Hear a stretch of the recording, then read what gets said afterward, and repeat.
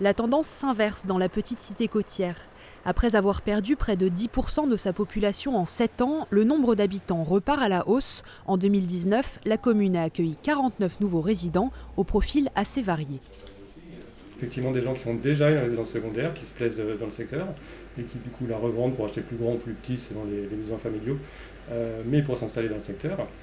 Et aussi, depuis cette année, on a une clientèle extérieure, un peu plus jeune, qui du coup, grâce au télétravail, parce qu'on a la fibre maintenant sur la Tremblade, vient s'installer pour travailler ici.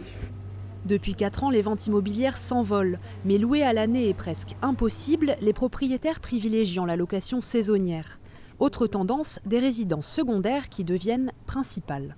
On vit ici définitivement depuis 2018. Voilà, on avait une maison de campagne avant.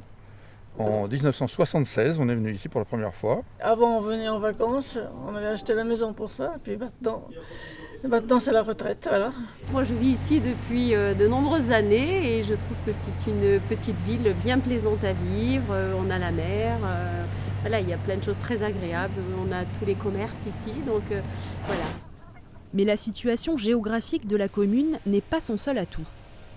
Aujourd'hui, la Tremblade, c'est une belle station balnéaire de Ronces-les-Bains avec 20 km de plage, le phare de la Courbe, sa côte sauvage et puis sa forêt, magnifique forêt où aujourd'hui, c'est vrai que le vélo, il y a toute sa place. Nous avons également le port de la Tremblade qui fait l'attractivité. Un cadre de vie qui attire les futurs parents. L'an dernier, à la Tremblade, 36 naissances ont été enregistrées.